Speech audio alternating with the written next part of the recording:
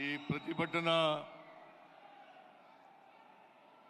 ರ್ಯಾಲಿನಲ್ಲಿ ಭಾಗವಹಿಸಿರ್ತಕ್ಕಂಥ ಅಖಿಲ ಭಾರತ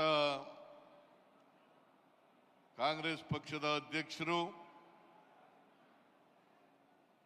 ರಾಜ್ಯಸಭೆಯಲ್ಲಿ ವಿರೋಧ ಪಕ್ಷದ ನಾಯಕರು ಆದಂಥ ಮಾನ್ಯ ಮಲ್ಲಿಕಾರ್ಜುನ ಖರ್ಗೆ ಅವರೇ, ಲೋಕಸಭೆಯಲ್ಲಿ ವಿರೋಧ ಪಕ್ಷದ ನಾಯಕರು, ನಮ್ಮೆಲ್ಲರ ನಾಯಕರು ಆದಂಥ ಶ್ರೀ ರಾಹುಲ್ ಗಾಂಧಿ ಅವರೇ, ಎಐಸಿಸಿ ಪ್ರಧಾನ ಕಾರ್ಯದರ್ಶಿಗಳಾದಂಥ ಶ್ರೀ ವೇಣುಗೋಪಾಲ್ ಅವರೇ, ಇನ್ನೊಬ್ಬರು ಎಐಸಿಸಿ ಪ್ರಧಾನ ಕಾರ್ಯದರ್ಶಿಗಳಾದಂಥ ಶ್ರೀ ಸುರ್ಜೇವಾಲಾ ಅವರೇ, ಕೆಪಿಸಿಸಿ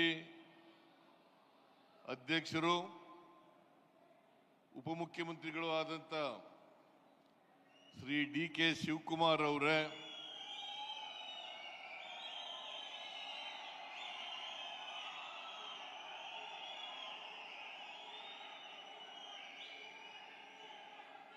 ಎಲ್ಲ ನನ್ನ ಸಚಿವ ಸಹೋದ್ಯೋಗಿಗಳೇ, ಲೋಕಸಭಾ ಮತ್ತು ರಾಜ್ಯಸಭಾ ಸದಸ್ಯರುಗಳೇ, ವಿಧಾನಸಭೆಯ ಮತ್ತು ವಿಧಾನ ಪರಿಷತ್ತಿನ ಸದಸ್ಯರುಗಳೇ, ಮಾಜಿ ಮಂತ್ರಿಗಳೇ, ಮಾಜಿ ಲೋಕಸಭಾ ರಾಜ್ಯಸಭಾ ಸದಸ್ಯರುಗಳೇ, ಮಾಜಿ ವಿಧಾನಸಭಾ ವಿಧಾನ ಪರಿಷತ್ತಿನ ಸದಸ್ಯರುಗಳೇ, ಕಾಂಗ್ರೆಸ್ಸಿನ ಇತರ ಎಲ್ಲ ಮುಖಂಡರುಗಳೇ,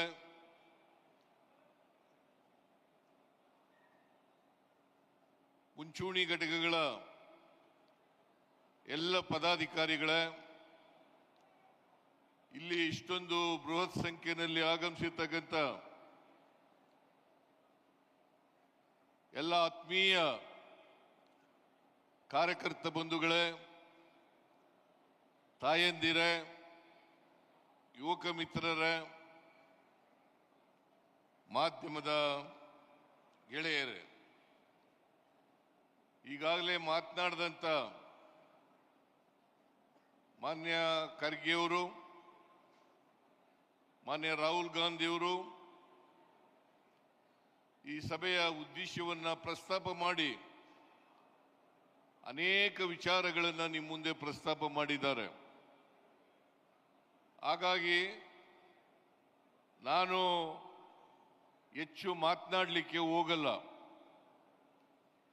ಈ ಪ್ರತಿಭಟನಾ ರ್ಯಾಲಿ ಕರ್ನಾಟಕದಿಂದ ಪ್ರಾರಂಭ ಆಗಿದೆ, ಬೆಂಗಳೂರಿನಿಂದ ಪ್ರಾರಂಭ ಆಗಿದೆ. ಈಗಾಗಲೇ ರಾಹುಲ್ ಗಾಂಧಿ ಅವರು ಈ ಹೋರಾಟವನ್ನು ಕೈಗೆತ್ತಿಕೊಂಡು ನಿನ್ನೆ ನೀವೆಲ್ಲ ನೋಡಿರಬಹುದು, ಅವರು ಪತ್ರಿಕಾ ಸಂದರ್ಶನವನ್ನು ಮಾಡಿ ಅನೇಕ ವಿಚಾರಗಳನ್ನು ಹೇಳಿದ್ದಾರೆ.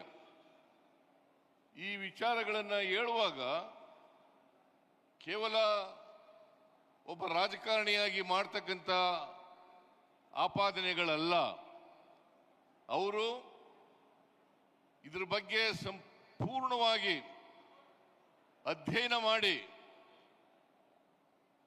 ಸಾಕ್ಷ್ಯಾಧಾರಗಳನ್ನು ಇಟ್ಟುಕೊಂಡು ಮುಂದೆ ಪ್ರಸ್ತಾಪ ಮಾಡಿದ್ದಾರೆ. ಈಗ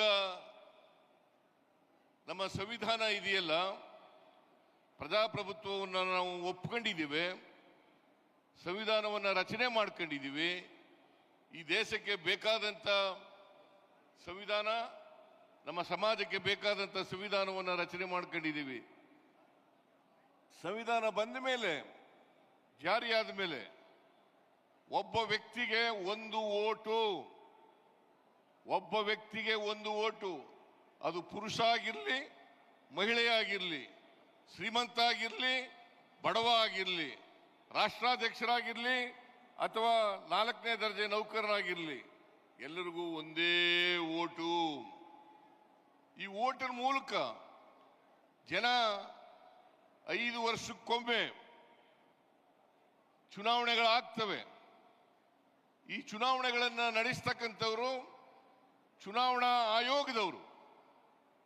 ಚುನಾವಣಾ ಆಯೋಗ ಸಂವಿಧಾನ ರೀತಿಯ ನಡ್ಕೋಬೇಕಾಗ್ತದೆ.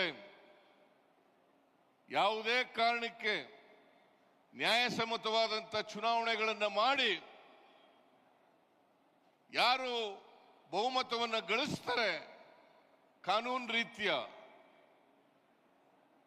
ಅವ್ರಿಗೆ ಅಧಿಕಾರವನ್ನ ಸಿಗ್ತಕ್ಕಂಥದ್ದು ಪ್ರಜಾಪ್ರಭುತ್ವದ ಮೂಲ ತತ್ವ. ಆದ್ರಿಂದ ಈ ವೋಟಿಂಗ್ ರೈಟ್ ಇದೆಯಲ್ಲ, ಈ ವೋಟಿಂಗ್ ರೈಟ್ ಸಂವಿಧಾನ ಕೊಟ್ಟಿರ್ತಕ್ಕಂಥದ್ದು, ನಮಗೆ ಸಂವಿಧಾನ ಕೊಟ್ಟಿರ್ತಕ್ಕಂಥದ್ದು. ಇದನ್ನ ಯಾರಿಂದಲೂ ಕೂಡ ಕಿತ್ಕೊಳ್ಳಿಕ್ಕೆ ಸಾಧ್ಯ ಆಗಲ್ಲ ಅಥವಾ ನಾಶ ಮಾಡಲಿಕ್ಕೆ ಸಾಧ್ಯ ಆಗಲ್ಲ. ಇದು ಮೂಲಭೂತವಾದಂಥ ಹಕ್ಕು ಅಂತಕ್ಕಂಥದ್ದನ್ನು ನಾವೆಲ್ಲರೂ ಕೂಡ ಅರ್ಥ ಮಾಡ್ಕೋಬೇಕಾಗ್ತದೆ. ಅದಕ್ಕೋಸ್ಕರ ನಾವು ಇದನ್ನ ಬಹಳ ಎಚ್ಚರಿಕೆಯಿಂದ ಚುನಾವಣೆಗಳನ್ನು ಮಾಡಬೇಕು. ನಾವು ನಮ್ಮ ಹಕ್ಕನ್ನು ಚಲಾಯಿಸ್ತಕ್ಕಂಥದ್ದನ್ನ ಮಾಡಬೇಕಾಗ್ತದೆ ಅಂತಕ್ಕಂಥ ಮಾತುಗಳನ್ನು ಈ ಸಂದರ್ಭದಲ್ಲಿ ಹೇಳಲಿಕ್ಕೆ ಬಯಸ್ತಾ ಇದ್ದೇನೆ. ಈ ಮನುವಾದಿಗಳು ಬಿಜೆಪಿಯವರು, ಅವ್ರಿಗೆ ಯಾವತ್ತೂ ಕೂಡ ನಮ್ಮ ಸಂವಿಧಾನದ ಮೇಲೆ ಗೌರವ ಆಗಲಿ, ಸಂವಿಧಾನದ ರೀತಿ ನಡ್ಕೊಳ್ತಕ್ಕಂಥದ್ದಾಗಲಿ ಇಲ್ಲ ಅಂತಕ್ಕಂಥದ್ದನ್ನು ನಾವು ಇತಿಹಾಸವನ್ನು ನೋಡಿದಾಗ ಬಹಳ ಸ್ಪಷ್ಟವಾಗಿ ಗೊತ್ತಾಗಲಿಕ್ಕೆ ಸಾಧ್ಯ ಆಗ್ತದೆ. ಈ ಸಂವಿಧಾನ ರಚನೆಯಾಗಿ ಬಾಬಾ ಸಾಹೇಬ್ ಅಂಬೇಡ್ಕರ್ ಅವರು ಈ ಸಂವಿಧಾನವನ್ನು ಮಾಡಿದ್ರು. ಮಹಾತ್ಮ ಗಾಂಧೀಜಿಯವರ ನೇತೃತ್ವದಲ್ಲಿ ಈ ದೇಶಕ್ಕೆ ಸ್ವಾತಂತ್ರ್ಯ ಬಂತು. ಸ್ವಾತಂತ್ರ್ಯ ಬಂದ ಮೇಲೆ ಸಂವಿಧಾನ ರಚನೆಯಾದದ್ದು. ಇದನ್ನ ನಾವು ಅರ್ಥ ಮಾಡ್ಕೋಬೇಕಾಗ್ತದೆ. ಆದ್ರಿಂದ ಈ ಮತ ಹಕ್ಕಿದೆಯಲ್ಲ, ಈ ಮತ ಹಕ್ಕನ್ನು ಯಾರಿಂದಲೂ ಕೂಡ ಕಸ್ಕೊಳ್ತಕ್ಕಂಥದ್ದಾಗ್ಲಿ, ನಾಶ ಮಾಡ್ತಕ್ಕಂಥದ್ದಾಗ್ಲಿ ಅಥವಾ ಇನ್ನೊಬ್ರು ಇದನ್ನ ಪರಿಗಣಿಸ್ತಕ್ಕಂಥದ್ದಾಗಲಿ, ಮತ ಹಾಕ್ತಕ್ಕಂಥದ್ದಾಗ್ಲಿ ಆಗ್ಲಿಕ್ಕೆ ಸಾಧ್ಯ ಇಲ್ಲ.